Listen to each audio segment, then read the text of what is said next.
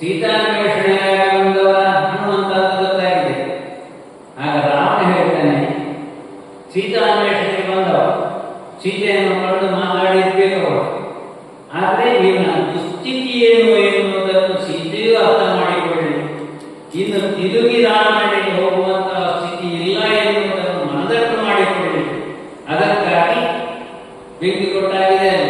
ಇವನನ್ನು ಇದೇ ರಥದಲ್ಲಿ ಊರೆಲ್ಲ ತಿರುಗಿಸಿ, ಊರೆಲ್ಲ ಸುತ್ತಾಡಿಸಿ ಅವನಿಗೆ ಬಳಿಗೆ ಕರೆದುಕೊಂಡು ಹೋಗಿ ಊರೆಲ್ಲ ಮೆರವಣಿಗೆ ಮಾಡಿ ಸೀತೆ ಹತ್ತಿರ ಕೊಂಡೋಗಿ ಬಾಲ ಸೌಕರ್ಯ ಅಂತ ಹೇಳಿ ತೋರಿಸಿಕೊಟ್ಟು ಆಮೇಲೆ ಸಮುದ್ರಕ್ಕೆ ಕೊಂಡೋಗಿ ದೂಡಿ ಅಲ್ಲಿಂದ ನೇರವಾಗಿ ಬದುಕಿ ಉಳಿದ್ರೆ ರಾಮನಿಗೆ ಹೋಗಿ ಈ ವಿಚಾರವನ್ನು ಹೇಳಿ ಅಂತ ಹೇಳಿ ಅವರಿಗೆ ಹೇಳಿದಾಗ, ಅಯ್ಯೋ ಮನದಲ್ಲಿಯೇ ಇರ್ತಾನೆ, ನನ್ನ ಮೆರವಣಿಗೆ ಆಗ್ತದೆ, ನನ್ನನ್ನು ಜನರೆಲ್ಲ ಸುತ್ತುವರೆದು ಬೀದಿಗಳಲ್ಲಿ ಹಾದಿಗಳಲ್ಲಿ ಮೆರವಣಿಗೆ ಮಾಡಿಕೊಂಡು ಹೋಗುವಂತಹ ಒಂದು ಸುಯೋಗ ನನಗೆ ಸಿಕ್ಕಿದ್ದಲ್ವ ಅಂತೇಳಿ ಮನಸ್ಸಿನೊಳಗೆ ನಗ್ತಿದ್ದಾನೆ.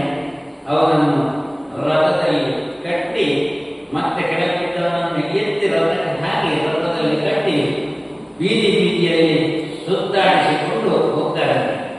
ಸುತ್ತಾಡಿಸಿಕೊಂಡು ಕೋಟೆಯ ಹೊರಕೊಂಡು ಹೋಗ್ತಾರೆ.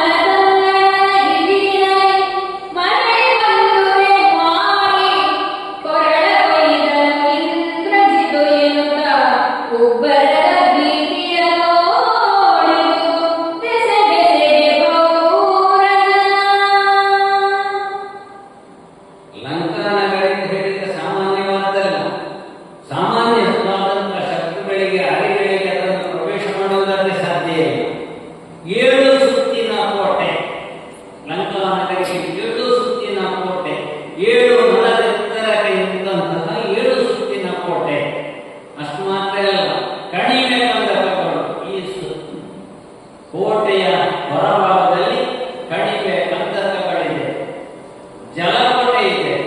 ಜಲದಡಿಯಲ್ಲಿ ಸಕಳಗಳನ್ನು ಹೂತಿಟ್ಟು ಎಲ್ಲಿಯಾದರೂ ಜಲವನ್ನು ಈಜಿ ಬರುವಂತಹ ಪ್ರಯತ್ನ ಮಾಡಿದೆ. ಅವ ಸತ್ತಕ್ಕೆ ಸಿಕ್ಕಿ ಸಾಯಬೇಕು ಅಂತ ನಿರ್ಮಾಣ ಮಾಡಿದ್ದಾರೆ. ಹಾಗೆ 7 ಸುತ್ತಿನ ಕೋಟೆಯ ಹೊರಭಾಗಕ್ಕೆ ಅವರನ್ನು ಕರೆದುಕೊಂಡು ಬರ್ತಾರೆ.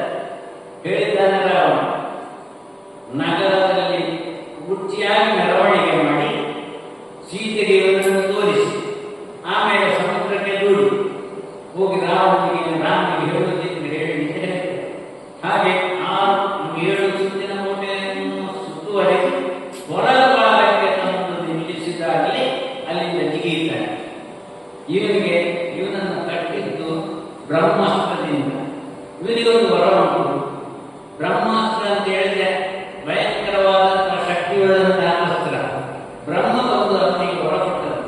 ಯಾವ ಕಾಲಕ್ಕೂ ಬ್ರಹ್ಮಾಸ್ತ್ರನಿಂದ ಬಂಧಿಸುವುದಕ್ಕೆ ಸಾಧ್ಯ ಇಲ್ಲ. ಹಾಗಿದ್ರೆ ಇವ ಅದರಲ್ಲಿ ಬಂದು ಹೊಡೆದಿದ್ದೆ, ಅದರಲ್ಲಿ ಬಂಧಿಸಲ್ಪಟ್ಟದ್ದು ಯಾಕೆ ಅಂತ ಹೇಳಿದ್ರೆ ರಾವಣ ಅಸ್ತ್ರವನ್ನು ಪ್ರವೇಶ ಮಾಡಬೇಕು, ರಾವಣನಲ್ಲಿ ಹೋಗಬೇಕು ಅಂತ.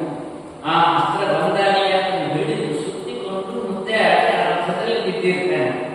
ಈಗ ರಥದಿಂದ ದೂರುವಂತಹ ಸಂದರ್ಭದಲ್ಲಿ ಆ ಬ್ರಹ್ಮಾಸ್ತ್ರವನ್ನು ಕಡಿದೊಗೆದು ಉರಿಯುವಂತಹ ಬಾಲದ ಬೆಂಕಿಯನ್ನು ನಮ್ಮ ಮಕ್ಕಳಲ್ಲಿ ನೋಡಬಹುದು. ದಾರಿ ಹೋಗುವಂತೆ ಆಗಬೇಕಿದ್ದ ಸೂಚನೆ ಮಾಡಿದ್ರೆ ಅದನ್ನು ಬೀಸಿಕೊಂಡು ಹೋಗುವುದು. ಹಾಗೆ ಬಾಲವನ್ನು ಬೀಸಿ ಗಗನದ ಎತ್ತರಕ್ಕೆ ಬೆಂಕಿಯನ್ನು ಎಬ್ಬಿಸಿ ಅಲ್ಲಿ ಅವರನ್ನು ಕಟ್ಟಿದಂತಹ ರಾಕ್ಷಸರ ಮೇಲೆಲ್ಲ ಬೆಂಕಿಯನ್ನು ಚೆಲ್ಲಿ ಅವರನ್ನೆಲ್ಲ ಓಡಿಸ್ತಾನೆ. ಓಡಿಸಿ ಕದವನ್ನು ಮುಚ್ಚಿದ್ದಾನೆ. ಕೋಟೆಯ ಕದಗಳ ಮುಚ್ಚಿದಂತಹ ಕದಗಳನ್ನು ಮೆಟ್ಟಿ ತುಂಡು ತುಂಡು ಮಾಡಿ ನಗರ ಪ್ರವೇಶ ಮಾಡ್ತಾನೆ. ನಗರ ಪ್ರವೇಶ ಮಾಡಿ ನೇರವಾಗಿ ದಶಕಂಠನ ಬಳಿಗೆ ಬರ್ತಾನೆ. ಬಂದು ಗಹಕೇಶಿ ಮಂತ್ರಿದ್ದಿನ ನಕ್ಕ ಮುರಿದು ಹೋಗಿದೆ, ನಾನು ಪ್ರಾಣ ಬಂದಿದ್ದೇನೆ ಅಂತ ಹೇಳಿ ಭಾವಿಸಿದ್ದೇನೆ. ಇದೋ ನೋಡಿ ನಾನು ಮುಂದೆ ಬಂದಿದ್ದೇನೆ ಅಂತ ಹೇಳಿ ಅವನ ಹುರಿ ಮೀಸೆಗಳ ಹೊತ್ತಿಸಿದನು, ಬೆಂಕಿಯನ್ನು ಅವನ ಮುಖಕ್ಕಿಟ್ಟ. ಆಗ ಅಲ್ಲಿ ಸೇರಿದಂಥವರೆಲ್ಲ ಯೋಚನೆ ಮಾಡಿದರು, ಮಾರಿ ಹೋಯಿತು, ಹೋದೆಯ ಪಿಶಾಚಿಂತೆ ಪ್ರಪಕ್ಷಂತೆಯಲ್ಲಿ ಮತ್ತೆ ಮರಳಿ ಬಂತಲ್ಲ. ಒಂದು ಕಾಲದಲ್ಲಿ ಅವರು ಹೇಳಿದರು, ಇಂದ್ರ ಮಹಾಪರಾಕ್ರಮಿ ಕಟ್ಟಿ ತಂದಿದ್ದಾನೆ ಇವನನ್ನು, ಇಂತಹ ಪರಾಕ್ರಮಿ ಯಾರಿಲ್ಲ, ಲಂಕೆಗೆ ಇವನೇ ರಕ್ಷಣೆ. ಈಗ ಹೇಳಿ ಶುರು ಮಾಡಿದ್ರಂತೆ, ಇಂದ್ರ ಮಾಡಿದಂತಹ ತಪ್ಪು ಏನು, ಅವನನ್ನು ಕಟ್ಟಿ ತಂದು ಈಗ ಇಂದ್ರ ಈ ದುಸ್ಥಿತಿಗೆ ತಂದು ನೇಮಿಸಿದ್ರು ಹೇಳಿ ಯೋಚನೆ ಮಾಡ್ತಾನೆ. ಆಗ ಅಲ್ಲಿಂದ ಮತ್ತೆ ಮುಂದುವರಿಸ್ತಾನೆ. ಗಗನದಲ್ಲಿ ಧರವಿಯ ಕಿಚ್ಚನು ಕಂಡು ಬೆಚ್ಚಿಯ ಸುಧವತಿ, ಗಗನದಲ್ಲಿ ಧರವಿಯ ಕಿಚ್ಚನು ಕಂಡು ಬೆಚ್ಚಿಯ ಸುಧವತಿ ಬೆಸಸಿದನು, ಅಸುರಪತಿ ಬೆಸಸಿದನು ಬೆಗಡಿನಲ್ಲಿ, ಅಸುರಪತಿ ಬೆಸಸಿದನು ಬೆಗಡಿನಲ್ಲಿ ಬಡಿಸಂದ ಅಸುರ ಸಂಕುಲಕ್ಕೆ ಹೊರಗೆ ಕುಂಭಕರ್ಣ, ಹೊರಗೆ ಕುಂಭಕರ್ಣ ಮುಗಿವ ಒಬ್ಬೆ ಅಡುಗೆ ಅಡುಗದ ವಿಗಡ ರಕ್ಕಸರು ಅತುಲದಲ್ಲಿ ಭಕ್ತರು ರಮಣಿಸಿ. ಭಯಂಕರವಾಗಿ ಉರಿತಾ ಇಡೀ ಲಂಕಾ ನಗರವೇ ಧಗಧಗಿಸ್ತಾ ಇದೆ ಎನ್ನುವಂಥ ಸಂದರ್ಭದಲ್ಲಿ ಪಕ್ಕನೆ ನೆನಪಾಗ್ತದಂತೆ ರಾವಣನಿಗೆ ತಮ್ಮನಾದಂತಹ ಕುಂಭಕರ್ಣ 6 ತಿಂಗಳು ನಿಂತ 6 ತಿಂಗಳು ಈಗ ನಿದ್ದೆಯಲ್ಲಿದ್ದಾನೆ. ಅವನನ್ನೇನಾದರೂ ರಕ್ಷಣೆ ಮಾಡದೆ ಹೋದರೆ ಈ ಬೆಂಕಿಗಾವತಿಯಾಗಿ ಹೋದ ಅಂತೇಳಿ ಅಲ್ಲಿದ್ದ ರಕ್ಕಸನ್ನು ಕರೆದು ಹೇಳ್ತಾನೆ, ನೋಡಿ ನನ್ನ ತಮ್ಮನಾದಂತಹ ಕುಂಭಕರ್ಣ ನಿದ್ದೆಯಲ್ಲಿದ್ದಾನೆ, ಅವನ ಭವನಕ್ಕೂ ಬೆಂಕಿಯನ್ನು ಹಚ್ಚಿರುವುದು, ಈ ಬೆಂಕಿಯ ಜ್ವಾಲೆಗೆ ಬೆಂಕಿಯ ಕಿನ್ನಾಲೆಗೆ ತುತ್ತಾಗುವಂತಹ ಅವಕಾಶ ಇದೆ. ಆದ್ದರಿಂದ ಇರುವಂತಹ ಕಡೆಗೆ ರಕ್ಕಸರಿಯಾಗಿದ್ದೀರಿ, ಅವನ ರಥ ಇದೆ, ವಜ್ರದ ಅದನ್ನು ಎಳೆದೊಯ್ದ ಅವನನ್ನು ರಥದಲ್ಲಿ ಇಳಿಸಿಕೊಂಡು ಹೋಗಿ ಅಂತೇಳಿ ಆಜ್ಞಾಪಿಸ್ತಾನೆ. ಸವಕದಿಂದ ರಾಜಭಟರೆಲ್ಲ ಓಡಿ ಬರ್ತಾರಂತೆ. ಕುಂಭಕರ್ಣನ ಭವನದ ಬಾಗಿಲನ್ನು ಮುರಿದು ಅವನಿದ್ದೆಯಲ್ಲೇ ಇದ್ದಾನೆ, ಅವನನ್ನು ಎಬ್ಬಿಸುವುದು ಸುಲಭದ ಕೆಲಸ ಅಲ್ಲ. ಅವನನ್ನು ಎಳೆದು ರಥದ ಮೇಲೆ ಹಾಕಿ ಉಪಲಂಕೆಗೆ, ಲಂಕಾ ನಗರದಲ್ಲಿದ್ದ ಬೆಂಕಿ ಎಷ್ಟು ಸಮಯ ಉರಿಯುತ್ತದೆ ಅಂತ ಹೇಳಿಕ್ಕಾಗುವುದಿಲ್ಲ, ಇನ್ನೆಲ್ಲಿ ಬೆಂಕಿ ಕೊಡ್ತಾನೆ ಅಂತ ಹೇಳಿಕ್ಕಾಗುವುದಿಲ್ಲ. ದರದನ್ನು ಎಳೆದಂತು ಉಪಲಂಕೆಯಲ್ಲಿ ಅವನನ್ನು ನೆಲದ ಮೇಲೆ ಎಳೆದು ಹಾಕ್ತಾರೆ. ಬದುಕಿದರೆ ಬದುಕಲಿ, ಅವನನ್ನಲ್ಲಿ ಬಿಟ್ಟು ರಕ್ಕಸರೆಲ್ಲ ಹೋಗ್ತಾರೆ. ಹನುಮಂತ ಇಂಥ ಕಡೆ ಬಾಗಿಲದ ಎಷ್ಟಿದೆ ಎನ್ನುವ ಯೋಚನೆ ಮಾಡ್ತಾನೆ. ಬಳಿಕ ಸುಖ ಸಾರಣ, ಬಳಿಕ ಶುಕ ಸಾಕೂಲ ಸಾರಣ ಪುರುಷದಂಶ ಸುಭಾಷದುಮ್ಮಲ ಕಳಶಿರೋಮಣಿ ಕುಂಭ ದೇವಾಂತರ ನರಾಂತರ ನಿಲಯದಲ್ಲಿ ಅಗ್ನಿದೇವರ ಬೆಳಗಿಗೆ ಬೆಸರೇಳು ಬಂದನು, ಅಗ್ನಿದೇವರ ಬೆಳಗಿಗೆ ಬೆಸರೇಳು ಬಂದನು. ಕಲಿಯಲಾಮನು ಶೂರ್ಪಣಕಿಯಲ್ಲಿ ಕೇತನಾಂತರಗೆ. ಇಷ್ಟಾದ ಮೇಲೆ ಇನ್ನೂ ಬಾಕಿ ಉಳಿದವರಿದ್ದಾರೆ, ಕೆಲವು ಅರಮನೆಗಳು ಇನ್ನೂ ಉಳಿದಿದೆ. ಶುಕ, ಸಾರಣ, ಶಾರ್ದೂಲ, ದುಷ್ಟ, ಸುಪಾರ್ಶ, ಧರ್ಮ, ನಲಾಂತಕ, ದೇವಾಂತಕ ಎನ್ನುವಂತಹ ಮಹಾಪರಾಕ್ರಮಿಗಳಾದಂತಹ ರಾಕ್ಷಸರಿದ್ದಾರೆ. ನೇರವಾಗಿ ಅವರ ಮನೆಗೆ ಹೋಗ್ತಾನೆ. ನಿಮಗೆ ಬದುಕಿ ಉಳಿಯಬೇಕು ಎನ್ನುವಂತಹ ಆಶೆ ಇದೆ, ಇಲ್ಲಿಂದ ಹೊರಡಿದ್ದೀರಿ, ಅವರನ್ನೆಲ್ಲ ಎಳೆದು ಹೊರಗಾಕಿ ಅವರ ಮನೆಗೂ ಬೆಂಕಿ ಹಚ್ಚಿದ್ದಾನೆ. ಕೈ ಮುಗಿದು ಅಗ್ನಿದೇವನನ್ನು ಕೇಳಿದಾನಂತೆ, ನಿನಗೆ ಉಣ ಬಡಿಸಿದ್ದೇನೆ, ಬೇಕಾದಷ್ಟನ್ನು ತೆಗೆದುಕೋ, ಬೇಕಾದಷ್ಟನ್ನು ತಿಂದುಕೋ ಅಂತೇಳಿ ಕೈ ಮುಗಿದು ಅಗ್ನಿದೇವನಲ್ಲಿ ಪ್ರಾರ್ಥಿಸ್ತಾನೆ. ಧಗಧಗನೆ ಬೆಂಕಿ ಉರಿಯುವುದಕ್ಕೆ ಪ್ರಾರಂಭಿಸುತ್ತದೆ. ಅಲ್ಲಿಂದ ನೇರವಾಗಿ ಶೂರ್ಪನಖೆಯ ಮನೆಯ ಕಡೆಗೆ ಬರ್ತಾನೆ. ಶೂರ್ಪನಖೆಯ ಮನೆಯ ಕಡೆಗೆ ಬಂದು ಇಷ್ಟಕ್ಕೆಲ್ಲ ಕಾರಣವಾದವಳು ಇವಳು. ಇವಳ ಕಾರಣದಿಂದ, ಈ ಪಾಪಕೃತ್ಯದಿಂದ ಈ ಸ್ಥಿತಿಯಾಗಿದೆ, ನಮಗೆ ಇಂತಹ ದುರ್ವ್ಯವಸ್ಥೆಯಾಗಿದೆ ಅಂತ ಹೇಳಿ ಹೇಳ್ತಾನೆ. ಅಲ್ಲಿಂದ ತಿರುಗಿ ಇನ್ನೂ ಕೆಲವು ಮನೆ ಉಳಿದಿದೆ, ತಿರುಗಿ ಮನೆ ತಿರುಗಿ ಮನೆ ಮನೆಗೆ ಹತ್ತಿದೆ ಸುತ ಅತಿಕಾಯ ಬ್ರಹ್ಮಸ್ಥರ ಕರೆದು ಹೊರಬಡಿಸುತ್ತ. ತಿರುಗಿ ಮನೆ ಮನೆಗೆ ಹತ್ತಿದೆ ಸುತ ಅತಿಕಾಯ ಬ್ರಹ್ಮಸ್ಥರ ಕರೆದು ಹೊರಬಡಿಸುತ್ತ. ಹೋಗಿಸುತ್ತ ಪರಮ ಪಿತೃ ಸುಖನ ಮುರಿದು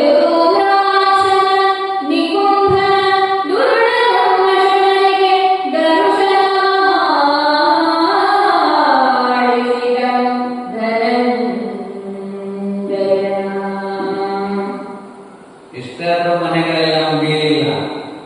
ನೇರವಾಗಿ ಬರ್ತಾನೆ. ಬರುವಾಗ ಪ್ರಹಸ್ತ, ಇವನ 8 ಮಂದಿ ಮಂತ್ರಿಗಳಲ್ಲಿ ಇವ ಪ್ರಧಾನ ಮಂತ್ರಿ ಪ್ರಹಸ್ತ. ಅವನಿಗೆ ಕೈ ಮುಗಿದಿರ್ತಾನೆ, ಬಾ ಹೊರಗೆ ಬಾ, ನಿನ್ನ ಮನೆಯನ್ನು ನಾನು ಬಿಡೋದಿಲ್ಲ. ಅತಿಕಾಯನ ಮನೆಗೆ ಹೋಗ್ತಾನೆ. ಅತಿಕಾಯನನ್ನು ಹೇಳ್ತಾನೆ, ನಿನ್ನ ಮನೆಯನ್ನು ಉಳಿಸುವುದಿಲ್ಲ, ಒಂದೇ ಒಂದು ಮನೆಯನ್ನು ಇಲ್ಲಿ ಉಳಿಸುವುದಿಲ್ಲ, ಎಲ್ಲವನ್ನು ಅಗ್ನಿಗೆ ಆಹುತಿ ಮಾಡ್ತೇನೆ ಅಂತ ಹೇಳಿ ಎಲ್ಲದಕ್ಕೂ ಅಗ್ನಿ ದರ್ಶನ ಮಾಡಿಸ್ತಾನೆ. ಮಾಡಿಸಿ ಅಲ್ಲಿಂದ ಮುಂದೆ ಹೋಗ್ತಾನೆ. ಗೆರೆಯ ಗೆರೆಯ ಬರೆದನು ವೈಷ್ಣವರ ಅರಸನಾಲಯದ ಇದಿನಲ್ಲಿ ನಿಮ್ಮುವರೆಗೆ ಯುಕ್ತಾಸೀಮೆಯಿದು. ಹೋಗದಿರಿ ವಿಭೀಷಣನ ಅರಮನೆಯೆಂದು ಅಗ್ನಿಗೆ ಕರಮುಗಿದನು. ಮುಂದಕ್ಕೆ ತಿರುಗಿದನು ತುದಿಗಾಲ ಅಗ್ನಿಯನ್ನು ಉರಿಗೊಳಿಸಿ ಹನುಮ.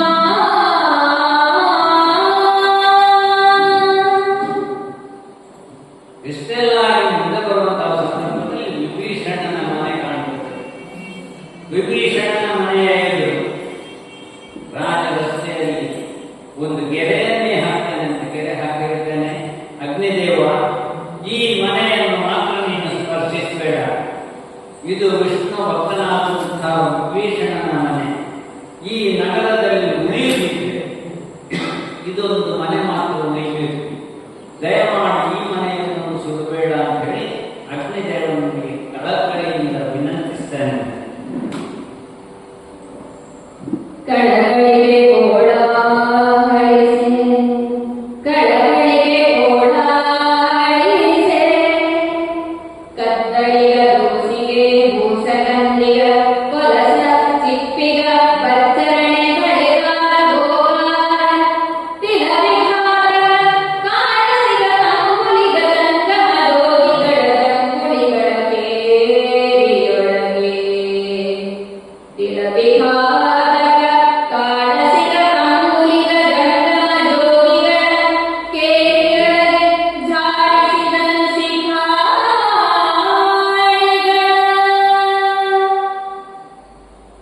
ಲಂಕೆಯಲ್ಲಿ ಒಂದೇ ಒಂದು ಮನೆ ಬಾಕಿ ಉಳಿಯಿಲ್ಲ, ಎಲ್ಲ ಮನೆಗಳು ಉರಿಯುವುದಕ್ಕೆ ಪ್ರಾರಂಭವಾದವು. ಎಲ್ಲಿ ನೋಡಿದ್ರು ಬೊಬ್ಬೆ, ಅಬ್ಬರ ಕೀಳಬೇಕು. ಜವಳಿಯ ಅಂಗಡಿಗಳು, ಧಾನ್ಯದ ಅಂಗಡಿಗಳು, ನೇತಾರ, ದರ್ಜಿ, ವಜ್ರದ ಕೆಲಸ ಮಾಡುವವರು, ಬಂಗಾರದ ಅಂಗಡಿಗಳು ಎಲ್ಲ ಉರಿದು ಹೋದವರು. ಹಾಗಿದ್ರೆ ಉಳಿದುದೊಂದೇ ಮನೆ. ಎಲೆ ಕುಶನೆಗೆ ಉಳಿಯಲೊಂದು ವಿಭೀಷಣನಿದ ನಿಳಯದಲ್ಲಿ ಕೋಟಾವಲಯದ ಮಧ್ಯದ ಧನಿಕ ದೊರೆಗಳ ಬಿಲುವು ಬಿಚ್ಚಡೆಯ ಹಲವು ನಾಮದ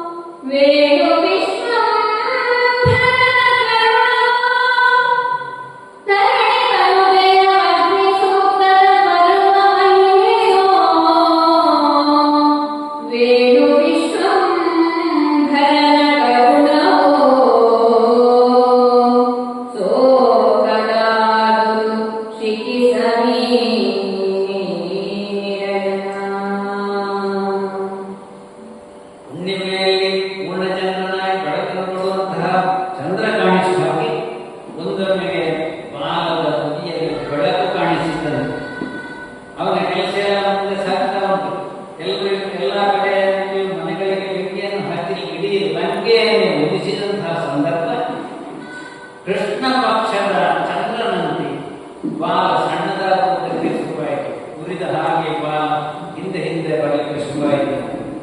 ಇಷ್ಟು ಹೊತ್ತು ಬಾಲ ಉರಿದ್ರು ಬಾಲಕ್ಕೆ ಹಚ್ಚಿದಂತಹ ಬೆಂಕಿಯ ಜ್ವಾಲೆಗಳು ಹನುಮಂತನಿಗೆ ಏನು ಮಾಡಲಿಲ್ಲ. ಸೀತಾಮಾತೆಯ ವರವು ಅಥವಾ ವಿಷ್ಣುವಿನ ಕರುಣಾ ಕಟಾಕ್ಷವೂ ಗೊತ್ತಿಲ್ಲ. ಬೆಂಕಿ ಹನುಮಂತನನ್ನು ಏನೂ ಮಾಡಲಿಲ್ಲ. ಅಲ್ಲಿಂದ ಮುಂದುವರೆದು ಹೋಗ್ತಾನೆ. ಇನ್ನೂ ಉಳಿದಿದೆ. ಚಿಳಿ ಚಿಳಿ ಚಿಳಿಯೆಂದು ಚಿಮ್ಮಿದು ಜಲಜಾಂಡದ ಚಿಕ್ಕು ತತ್ಕಮಲ ಅಜಾಂಡಾವರಣದ ಜಲರಾಶಿ ಗಳಗಳನೆ ಕುದಿದು ಇಳಿಯುವುದಂಬುದಿಯು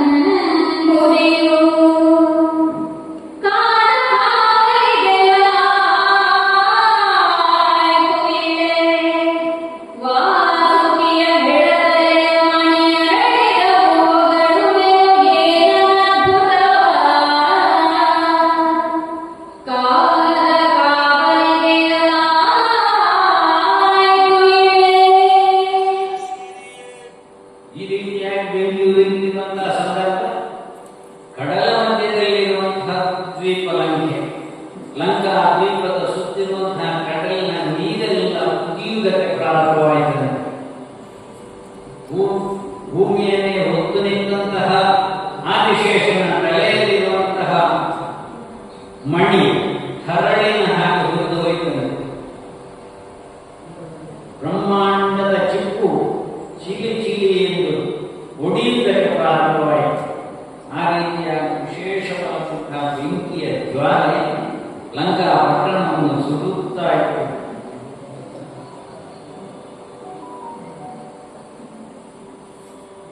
ತೆಗೆ ತೆಗೆ ತಿಲವ ಔಪಾಸನದ ಕೊಳವೆಗಳ ಭೋಗವ ಪುಸ್ತಕ ಸಜ್ಜಿಗೆಯ ಗುಡ ಹಪ್ಪಳವ ಕುರಿಸಂಡಿಗೆಯ ಹೂರಿಗೆಯ ಬಗರಿಗೆಯ ಸೇರಿಗೆಯ ವರ್ಣ ಹಪ್ಪಳವ ಕುರಿಸಂಡಿಗೆಯ ಹೂರಿಗೆಯ ತೆಗೆ ತೆಗೆ ಬಗರಿಯ ಸೇರಿಗೆಯ ವರ್ಣ ಬೇಳೆಗಳ ಸಾಲಿಗ್ರಾಮಗಳ ದೋಸೆ ಕಾಲಿಗಳ ಎನ್ನುತ್ತ ಕಣಗಳಿಸೆ ಭೂಸುರನು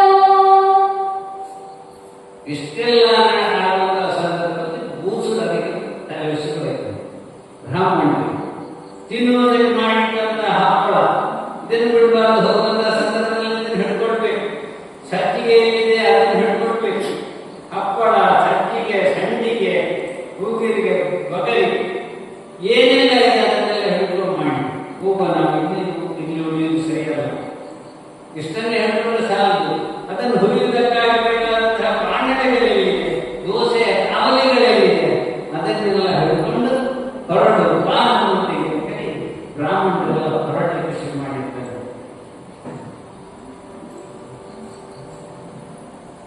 ನೀರವೈ ನಂದಿಸು ಅಗ್ನಿಯನು ನೀರವೈ ನಂದಿಸು ಅಗ್ನಿಯನು ನಾರಿಯರ ಕೌಮಾರ ಮುಖವಡಿಸು ಬಿಸುಡು ಸೀಸದ ಕವಚಗೈರುಗಳನ್ನು ದೂರ ಕಿಚ್ಚು ಅಂಜಲಿ ತೆಗೆ ಭಯದೇವುಗಳ ತಳ್ಳಂಗ ಬೇಡೆಂಬ ಆರುಗಡೆ ತಳ್ಳಂಗ ಬೇಡೆಂಬ ಆರುಗಡೆ ಜೋರಾಯು ಬಾಹುದರಾಯಗಳಲ್ಲಿ ವಿಪ್ರಂತಿ ಈ ರೀತಿಯಾದಂತಹ ಒಬ್ಬೆ ಆದರೆ ಕ್ಷತ್ರಿಯರಾದಂತಹ ಒಬ್ಬರನ್ನು ಆಲೋಚನೆ ಮಾಡಿದಂತೆ ಕುದುರೆಗಳಲ್ಲಿ ಕಟ್ಟಿದ ಕುದುರೆಯ ಆಲಯಕ್ಕೆ ಬೆಂಕಿ ಬಿದ್ದರೆ ಕುದುರೆಗಳು ಸತ್ತು ಹೋಗ್ತದೆ. ರಥಗಳನ್ನು ಕೂಡಿಟ್ಟಂತಹ ಆಲಯಕ್ಕೆ ಬೆಂಕಿ ಬಿದ್ದರೆ ರಥ ನಾಶವಾಗಿ ಹೋಗ್ತದೆ. ಆಯುಧಾಗಾರಗಳಿಗೆ ಬೆಂಕಿ ಬಿದ್ದರೆ ಆಯುಧ ನಾಶವಾಗಿ ಹೋಗ್ತದೆ. ಆದ್ದರಿಂದ ಕುದುರೆಗಳನ್ನು ಹೊರತನ್ನಿ, ರಥಗಳನ್ನು ಹೊರತನ್ನಿ, ಆಯುಧಗಳನ್ನು ತಂದು ಬೇರಿಸಿ ಬೇರೆ ದೂರದಲ್ಲಿ ಇಡಿ ಹೇಳಿ ಹೇಳಿದ್ರು. ಉರಿಯುವಂತಹ ಬೆಂಕಿಗೆ ಉರಿಯುವಂತಹ ಕಟ್ಟಡಗಳಿಗೆ ನೀರ ಚಿಮ್ಮಿರಿ ಅಂತ ಹೇಳಿ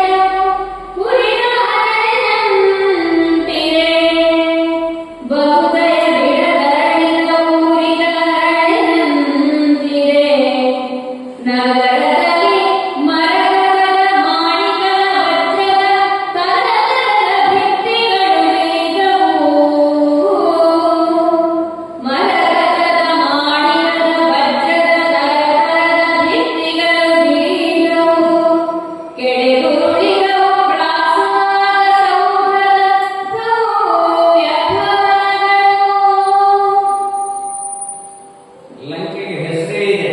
ಕುಬೇರನ ಆಡಳಿತದಲ್ಲಿದ್ದಂತಹ ಲಂಕೆ, ಶ್ರೀಮಂತವಾದಂತಹ ಲಂಕೆ, ಸ್ವರ್ಣ ಲಂಕೆ ಎಂಬುದೇ ಲಂಕೆಗೆ ಇರುವಂತಹ ಹೆಸರು. ಲಂಕೆಯ ಕಟ್ಟಡಗಳೆಲ್ಲ ಸ್ವರ್ಣದಿಂದಲೇ ನಿರ್ಮಿತವಾದ ಈ ಊರಿಗೆ ಲಂಕಾ ನಗರದ ಗೋಡೆಗಳು ಚಿನ್ನಗಳೆಲ್ಲ ಕರಗಿ ಹೊಳೆಯಾಗಿ ಹರಿಯುವುದಕ್ಕೆ ಪ್ರಾರಂಭವಾಯಿತು. ಮುದ್ದು ರತ್ನಾಕರಗಳಿಂದ ನವರತ್ನಗಳನ್ನು ಮೂಡಿಸಿ ಕಟ್ಟಿದಂತಹ ಕಟ್ಟಡಗಳಲ್ಲಿರುವಂತಹ ಹರಳುಗಳೆಲ್ಲ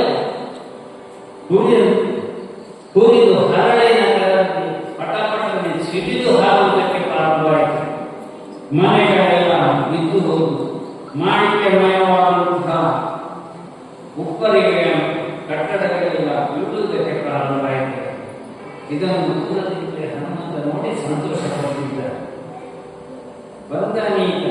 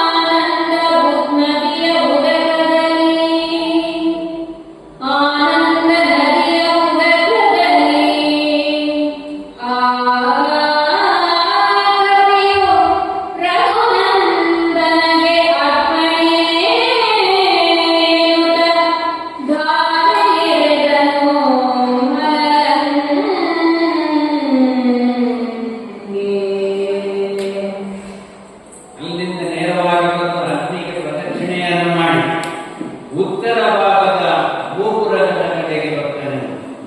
ಅಲ್ಲಿ ಒಂದು ಸಂತೋಷದಿಂದ ಸಂತೋಷ ಇರುವಂತಹ ನದಿಯೇ ಹರಿದು ಹೋಗ್ತದೆ. ಈ ನದಿಯಲ್ಲಿ ತನ್ನ ದೇವರಾದಂತಹ ಶ್ರೀರಾಮಚಂದ್ರನಿಗೆ ಅರ್ಪಿತ ಎಂದು ಧಾರೆ ಎರೆದು ಲಂಕೆಯನ್ನೇ ಧಾರೆ ಎರೆದು ಕೊಡ್ತೇನೆ ಅಂತ ಹೇಳಿ ಧಾರೆ ಎರೀತಾನೆ. ಬಂದ ಕೆಲಸ ಆಯಿತು. ಬಂದ ಕೆಲಸವು ಸೂತ್ರವು ಈ ತನಕ ಬಂದ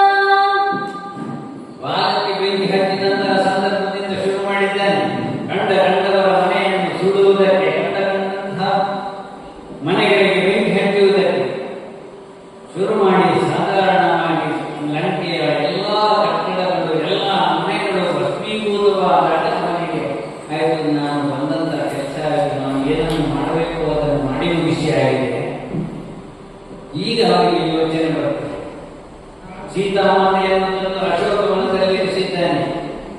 ನಾನು ಅವರನ್ನು ಹಾಳಾಗಿ ಬಂದು ಈ ರೀತಿ ಮಾಡಿದಾಗ ರಾಕ್ಷಸರು ಸೀತಾಮಾತೆಯನ್ನು ಏನು ಮಾಡಿದ್ರು, ಅವರಿಗೆ ಏನು ವಿಧಿಯನ್ನು ಕೊಟ್ಟರು, ಏನು ಅನ್ಯಾಯವನ್ನು ಮಾಡಿದ್ರು ಅಂತ ಹೇಳುವ ಕಳವಳ ಮನಸ್ಸಿನಲ್ಲಿ ಬರುವುದಕ್ಕೆ ಪ್ರಾರಂಭಿಸುತ್ತದೆ.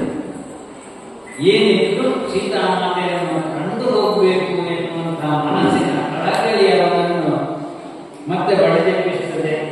ಆದ್ದರಿಂದ ಬಾಲದ ಬೆಂಕಿಯನ್ನು ನಂದಿಸಿ ಆ ಕಡೆಗೆ ಹೋಗಬೇಕು ಅಂತ ಹೇಳಿ ಯೋಚನೆ ಮಾಡ್ತಾನೆ. ನೇರವಾಗಿ ಅಶೋಕ ವನದತ್ತ ತೆರಳುತ್ತಾನಂತೆ. ಅಲ್ಲಿಗೆ ಬಂದು ಸೀತಾಮಾತೆಯನ್ನು ಕಾಣ್ತಾನೆ. ಕಂಡಾಗ ಇವನು ಬಂದುದನ್ನು ಬಂದು ಜಾನಕಿ ದೇವಿ ಅವನನ್ನು ಕರೆದು ಮಾತಾಡಿಸ್ತಾಳೆ.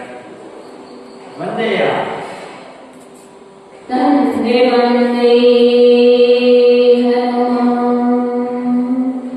ತಂದೆ ಬಂದೆಯ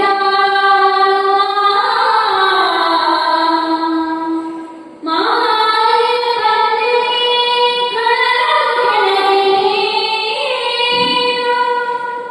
ತಾವು ಇನ್ನೊಂದು ಮಾಡುವುದೇ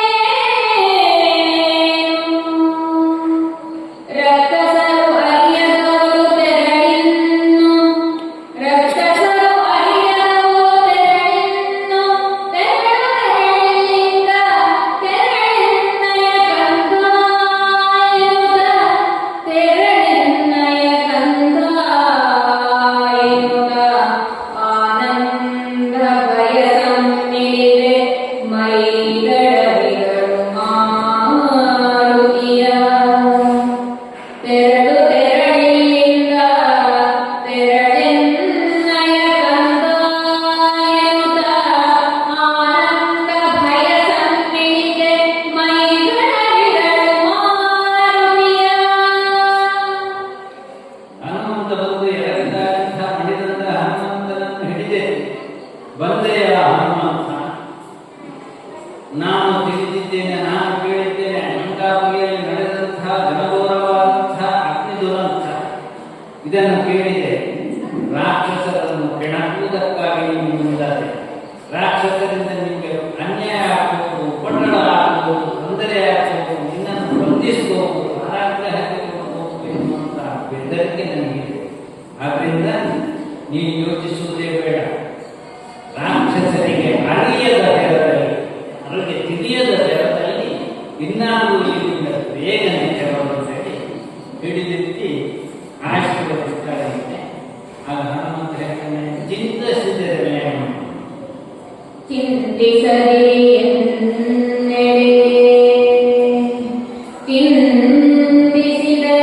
ಚಿಂತಿಸರಿ ಎನ್ನೆಡೆ ಭೂಕಾಂತನಲ್ಲಿ ಸರೋದರರು ಎಂದು ಘಟಿಸುವುದೆಂಬ ಕಣಬಳದಿ ಭೂಕಾಂತನಲ್ಲಿ ಸರೋದರರು ಎಂದು ಘಟಿಸುವುದೆಂಬ ಕಳವಳದಿ ಭ್ರಾಂತಿ ಸಾಗೆನ್ನು ಸಾಗೆನುತ ಜನರಿಯ ಸಂತೈಸಿ ತುಂತುರಿನ ಅಕ್ಷಿವಾಯನು ಮುರಿದು ತುಂತುರಿನ ಅಕ್ಷಿವಾಯನು ಮುರಿದು ಅಡಿಗೆಯಲ್ಲಿ ಬೀಳ್ಕೊಂಡನು ಮಹೀಸುತೆಯ ಲಂಕಾದಹನವನ್ನು ಮಾಡಿದಿ, ಲಂಕೆಯ ಕಟ್ಟಡಗಳನ್ನು ಉಳಿಸಿದಿ ಎನ್ನುವುದಕ್ಕಾಗಿ ನಿನ್ನ ಮೇಲೆ ಕೋಪದಿಂದ ರಾಕ್ಷಸರು ನಿನಗೆ ಅನ್ಯಾಯವನ್ನು ಮಾಡಬಹುದು, ನಿನ್ನನ್ನು ಕೆಣಕಬಹುದು, ನಿನ್ನ ಮೇಲೆ ಶರಪ್ರಯೋಗ ಮಾಡಬಹುದು. ಆದ್ದರಿಂದ ಬೇಗನೆ ಹೋಗುವುದು ಹೇಳಿದಂತಹ ಸೀತಾಮಾತೆಗೆ ಹೇಳ್ತಾನೆ, ಅಮ್ಮ ನೀವು ಚಿಂತಿಸುವುದು ಬೇಡ. ರಾಕ್ಷಸರು ನನ್ನನ್ನು ಬಂಧಿಸುವುದಕ್ಕೂ ನನ್ನನ್ನು ಹಿಂಸಿಸುವುದಕ್ಕೂ ಅವರಿಂದ ಸಾಧ್ಯ ಇಲ್ಲ. ಆದರೆ ಶ್ರೀರಾಮಚಂದ್ರನ ಪಾದಕಮಲವನ್ನು ಕಾಣ್ತೇನೆ ಎನ್ನುವಂತಹ ಹಂಬಲದಿಂದ ನೀವು ಅಳವಡಿಸುತ್ತಿದ್ದೀರಲ್ಲ, ಅದೇ ನನಗೆ ಬೇಸರ. ಆದಷ್ಟು ಬೇಗ ಶ್ರೀರಾಮಚಂದ್ರನ ಪಾದವನ್ನು ಕಾಣುವಂತಹ ಸುಯೋಗ ನಿಮಗೆ ಒದಗ್ತದೆ ಎಂದು ಹೇಳಿ ಒದಗಿಸುವುದಕ್ಕಾಗಿ ನಾನು ಶ್ರೀರಾಮನ ಪಾದದೆಡೆಗೆ ಹೋಗ್ತೇನೆ. ನೀವು ಕೊಟ್ಟಂತಹ ಚೂಡಾಮಣಿಯನ್ನು ಶ್ರೀರಾಮನಿಗೆ ತೋರಿಸಿ ನಿಮ್ಮ ಇರವನ್ನು ಅವರಿಗೆ ತಿಳಿಸ್ತೇನೆ ಎಂದು ಹೇಳಿ ಸೀತಾಮಾತೆಯ ಪಾದಗಳಿಗೆ ಎರಗಿ ಹೊರಡ್ತಾನೆ, ಬರ್ತಾನೆ.